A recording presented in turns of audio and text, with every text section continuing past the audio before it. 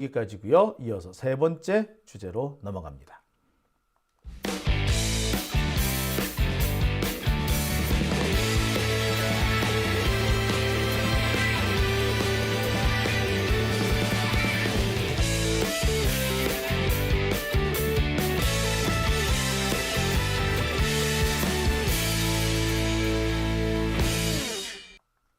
네. 지금 파우치 얘기 되게 많이 하세요. 비닐봉다리도 사실 파우치죠. 비닐 파우치죠. 교통카드 넣는 것도 파우치죠. 아니 이제 파우치가 사실 주머니가 파우치잖아요. 근데 그 핸드백을 파우치라고 그렇게 부를 수도 있다라고 주장하는 그 용기가 참 가상한 것 같아요. 그죠? 자, 세 번째 주제 넘어갑니다. 세 번째 주제는요, 이재명 대표가 이제 설날 이후에 맞이하게 될 대장동 재판 얘기입니다. 설날 이후의 대장동 재판에서 이재명 대표 측이 대반격을 시작할 것 같다라는 주제가 제가 준비한 세 번째 주제 내용입니다. 자, 이재명 대표 재판이 중대한 고비를 넘고 있다라고 제가 얼마 전에 말씀을 드렸어요. 중대한 고비를 넘게 되는 이유는 첫 번째, 재판부가 바뀐다였고요. 두 번째, 재판부 갱신 절차를 하면서 상당히 많은 변화를 맞이할 것 같다. 특히 이미 한번 했던 거를 되짚어 봄으로써 전략을 다시 수정하고 가다듬을 수 있는 계기가 된다.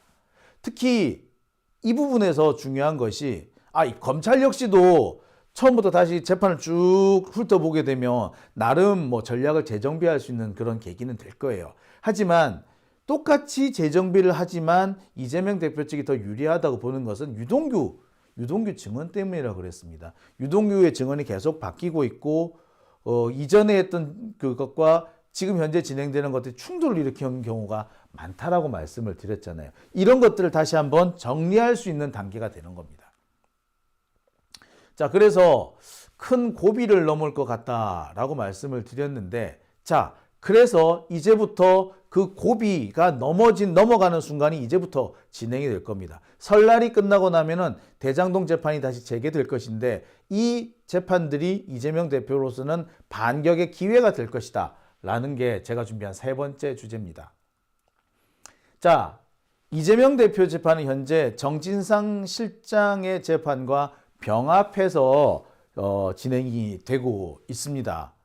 원래는 정진상 실장이 따로 재판을 받았지만, 그래서 조병구 부장판사 재판을 받았지만, 조병구 부장판사가 정진상 부분을 따로 떼서 이재명 대표 쪽에 붙여버렸습니다. 그래서 지금처럼 이렇게 재판이 진행되고 있는 거예요. 당시 정진상 재판을 따로 떼서 김용 부원장 재판에서 따로 떼서 이재명 대표 쪽에 갖다 붙일 때만 해도 상당히 부정적인 생각이었습니다. 근데 지금 결과적으로 놓고 보면은 올해 잘 될 수도 있었구나라는 생각마저도 들어요. 자, 오히려 이게 반전의 계기가 될 수도 있지 않을까, 이런 생각을 많이 해봅니다. 정진상 실장 재판을 보면은 유동규의 진술이 더 말이 안 되는 경우가 많거든요.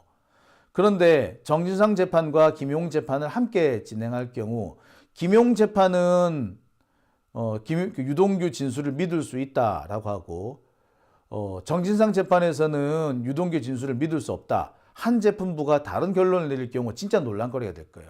근데 분위기상 그런 상황이 될 수밖에 없었거든요. 결과적으로 그런 상황이 될 것 같았습니다. 자, 그렇기 때문에 지금 정진상 실장이 이렇게 와 있는 게 이재명 대표와 함께 붙어 있는 게 올해 나을지도 모르겠다라는 생각이 드는데요. 자, 재판부 구성이 이번에 바뀝니다. 그래서 배석 판사가 교체가 돼요. 주심 판사도 아마 바뀌는 모양입니다. 이렇게 되면은 재판부 갱신 절차를 밟게 됩니다. 이 재판부 갱신 절차가 다음 주부터 시작이 될 거예요. 원래부터 재판부 갱신을 하게 되면요, 지금까지 법정에 현출됐던 증거를 다시 싹 꺼내와가지고 일일이 다 확인합니다. 증인이 있는 경우에는 그 증인이 증언한 내용을 테이프를 들으면서 확인해요.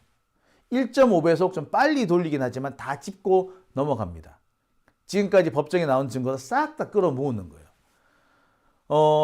이 재판에서 가장 중요한 거는 유동규의 진술이죠. 근데 유동규가 이 정진상, 김용이 함께 돼 있을 때 그때 한 진술까지도 이번에 이쪽 재판부에 넘어와 있는 상태예요. 되게 양이 많아요. 그 분량들을 쭉 확인해 보면 유동규가 참 앞뒤 안 맞는 얘기를 많이 했다는 걸 확인을 할 수 있는 상황이 될 겁니다. 왜 우리 그렇지 않습니까? 보통 사람들끼리도 싸움을 막 하고 있어. 싸움 막 하다 보면 나중에는 내가 왜, 뭐 때문에 싸우고 있었는지, 싸움의 그 흐름이 어떻게 됐는지 잊어버리는 경우가 꽤 많죠. 그래서 정말 중요한 얘기, 내가 정말 해야 될 얘기를 못하고 넘어가는 경우가 많습니다. 그런데 싸우다가 스톱, 우리 앞에부터 다시 복귀 한번 해보자 라고 했을 때는 어떻게 보자면 말을 제대로 하고 있고 정당한 주장을 하고 있는 사람이 유리한 그런 입장이 될 수도 있어요. 계기가 마련이 되는 겁니다. 그러니까 유동규가 계속해서 앞뒤 말이 바뀌는 경우나 진술이 바뀌는 경우가 너무 흔했기 때문에 그 유동규의 바뀐 진술을 한 자리에서 확인할 수 있는 그런 계기가 되는 거예요. 물론 약식으로 할 수는 있습니다만 약식으로 하더라도 요진을 설명하니까 이 경우에도 보면 오히려 유동규가 이날 했던 주장과 이날 했던 주장이 다릅니다라고 짚고 넘어갈 가능성이 있죠. 사실 재판부 갱신 절차는요, 어떻게 하느냐에 따라 가지고 시간이 많이 걸립니다. 양승태 재판 같은 경우에 5년씩이나 재판이 걸렸던 이유 중에 하나가 이 재판부 갱신 절차 때문이에요. 재판부가 2021년에 한번 바뀌는데 2018년에 시작된 그 재판이 2021년에 재판부 변경을 한번 맡게 되는데 그때 재판부 갱신 절차를 다시 합니다. 7개월이 소요가 돼요. 이렇게 되면서 이 양승태 재판이 상당히 늘어지게 됩니다. 제시된 문건을 하나하나 다 읽었고요. 증언은 하나하나 다 재생을 했습니다. 그래서 7개월이 걸린 거예요. 근데 문제는 이재명은 3주밖에 안 할 거랍니다. 재판부 갱신 절차는 아마 다음 주도 아니고 다다음 주부터 될 것 같아요. 지금 재판부가 바뀌었지만 새 바뀐 재판부가 아직 부임을 하지는 않은 상태입니다. 새 재판부가 부임하는 게 2월 19일부터거든요. 그러니까 재판부 갱신 절차도 그 이후에 되는 거죠. 다음 주에 2월 16일 날 재판이 한번 열리는데 2월 16일 재판은 재판 갱신 공판 준비 기일로 열릴 가능성이 높습니다. 자, 그러면 이재명 대표의 그 재판 갱신 절차가 3주, 그 다음에 한 주 정도 공판 준비 기일 하게 되면은 4주가 소요가 될 겁니다. 이렇게 해보면 총 그 재판이 본격적으로 재개되는 것은 3월 중순 이후, 빨라도 3월 20일 이후가 돼야지 본격적으로 재판이 시작된다라고 볼 수 있을 것 같습니다. 여기서 꼭 짚고 넘어가야 되는 것이 이 재판부 갱신 절차 부분입니다. 제가 앞서서도 설명을 드렸습니다만 양승태는 재판부 갱신 절차를 하는데 무려 7달이 걸렸습니다. 사실 그 양승태의 경우는 재판이 한참 진행되는 중간에 어떻게 보면 재판 전체 소요 기간 중에 보면은 5년이 소요가 됐는데 한 2년쯤 하다가 재판부가 바뀌었기 때문에 갱신 절차가 좀 더 길어졌을 가능성은 있어요. 그렇지만 이재명 대표한테 이 3주밖에 갱신 절차 기간을 주지 않는다는 것은 좀 불공평한 거죠. 재판부는 최대한 간단하게 갱신 절차를 하겠다라는 식의 입장을 밝혔습니다. 하지만 갱신 절차를 이렇게 간단하게 하는 거 아닙니다. 더군다나 주심 판사가 바뀌었다면, 그냥 배석 판사 한 사람만 바뀌었다면 모르겠는데 주심 판사가 바뀌었다면 그렇게 하면 안 되는 게 맞아요. 그렇게 하면 안 돼요. 네, 이런 면에서 보면은 지금 재판부가 조금 재판 진행에 좀 문제가 있지 않는가라는 생각이 듭니다. 이렇게 할 수 있는 이유는 하도 언론들이 재판 지연 이런 얘기를 많이 하기 때문에 어떻게 보자면 이 언론의 헛소리와 깽판에 지금 놀아나고 있는 거다, 끌려다니고 있는 거다라고 해도 과언이 아닙니다. 이재명 대표 재판에서 제일 걱정되는 부분이 바로 이런 부분이에요. 여론에 휘둘리게 되는 재판인 거죠. 그러니까 여론의 흐름이 어떻게 되느냐. 사실 이거는 이재명 대표와 관련된 여론이라면 결과적으로 정치적인 지형이 어떻게 되느냐, 민주당이 유리한 상태로 정치를 이끌어 가느냐 아니면 불리한 상태로 되느냐, 이거에 달렸다고 해도 과언은 아닌 겁니다. 이거는 사법이 아니죠, 이건. 그죠? 근데 지금 그런 상황이 참 되고 있는 거죠. 그러면서 참 안타깝고 또 화가 납니다. 자, 하지만 비록 좀 불공정한 측면이 없지 않으나 이런 재판마저도 사실은 이재명 대표한테는 반격의 서막이 될 수 있다라고 저는 생각이 들어요. 그래서 제가 오늘 이 주제를 굳이 다루는 겁니다. 반격의 서막이 되는 이유가 뭐냐? 자, 재판부가 바뀌고 그다음에 갱신 절차를 진행하고 그다음에 본재판에 다시 들어가게 되면은 이때는 정진상 실장이 그 반대 신문에 나서게 됩니다. 유동규를 상대로 해서 반대 신문을 하게 돼요. 근데 아까도 말씀드렸습니다만 재판부 갱신 절차에서 가장 핵심되는 거는 유동규의 증언 부분입니다. 이것을 디테일하게 하나하나 다 듣는 것도 중요하고 요지만 꼭꼭 짚고 넘어갈 수도 있는데, 자, 이 과정에서도 유동규의 증언이 서로 상충되거나 계속 변하고 있다는 것을 확인할 수 있는 계기는 얼마든지 마련될 수 있는 거죠. 그리고 그렇게 확인된 것을 정진상 실장의 반대 신문에서 바로 치고 들어갈 수 있는 거죠. 물론 정진상 실장이 받고 있는 혐의가 좀 다르고 이재명 대표가 받고 있는 혐의가 또 다릅니다.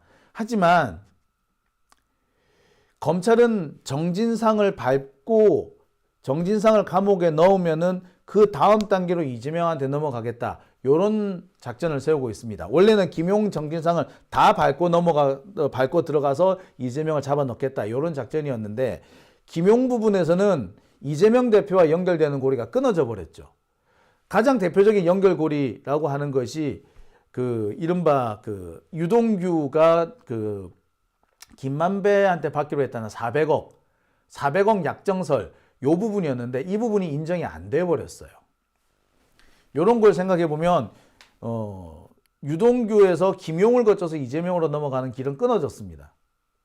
그래서 이제 남아 있는 길은 정진상밖에 없기 때문에 정진상 실장이 이 반대 신문에서 유동규를 어떻게 조지느냐에 따라 가지고 상황이 많이 바뀔 수도 있는 거죠. 즉 반격을 할 수 있는 계기가 되는 겁니다. 자, 그리고 제가 꼭 짚고 넘어가고 싶은 것이 이재명 대표의 직접 신문 부분입니다. 이재명 대표가 직접 신문에 나서잖아요. 그러면 유동규가 되게 바르르 떱니다. 핵심이 찔릴 때마다, 유동규가 허점이 딱 드러날 때마다 버럭하죠. 이재명 대표가 한마디를 딱 던졌을 때 유동규가 더 버럭하는 경우가 많이 드러납니다. 지금까지는 엉뚱한 소리를 함으로 인해 가지고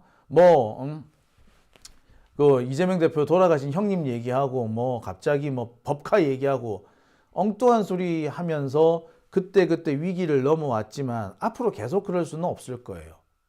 특히 지금 제가 그 관건이라고 생각하는 것은 유동규의 씀씀이와 관련된 거, 유동규의 경제 상황과 관련된 부분입니다.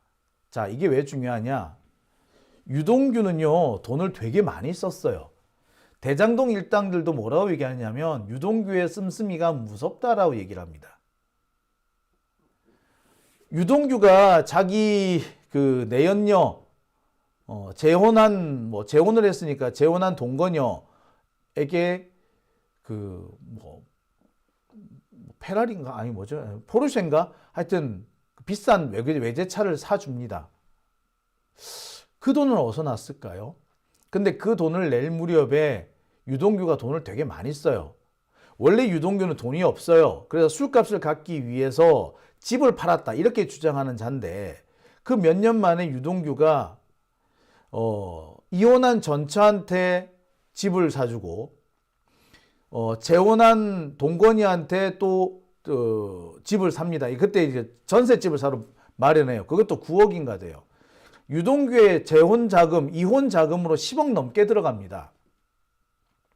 여기에 플러스 해가지고 그 재혼한 동건이한테 외제차 사주고 그 비싼 포르쉐인가 뭔가 사주고 그 다음에 딸내미는 외국 유학 보내고 아들은 아들한테 매달 몇백만 원씩 이 양육비를 보내고 그러고 지는 술 마시러 댕기고 그 돈 다 어디서 났죠?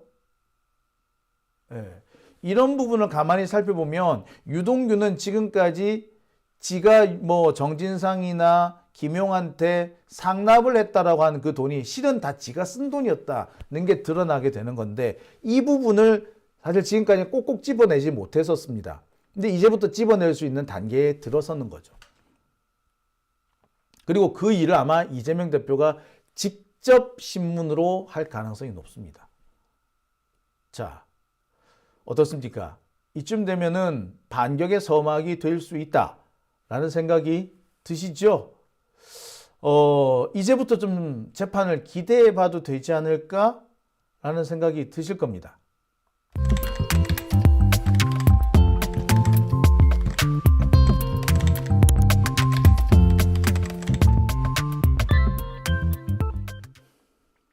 댓글 한번 읽어볼까요? 소리별님, 돈도 없는 주제에 별짓 다 하고 다니넹이라고 하셨고요. 스파리아님께서는 포르쉐에 1억 4천만 원, 1억 4천만 원 더 해요. 제가 알기로는 2억인가 3억인가 들었어요. 뭐 그것도 보면 되게 웃기는 게 돈을 현금으로 보냈다가 다시 돌려받고 막 이런 과정을 좀 거쳐요. 뭐 되게 좀 희한해요. 포르쉐를 사기 전에 그 전에 다른 차도 가지고 있었거든요. 그것도 레니게이드야. 또 외제차야. 그러니까 그 돈이 다 어디서 났냐고요. 그죠? 그러니까 그 돈을 다 합쳐보면 유동규가 김용 혹은 정진상한테 줬다고 주장하는 돈이 액수가 거의 엇비슷하게 나옵니다. 이 부분을 좀 파고들 필요는 있죠.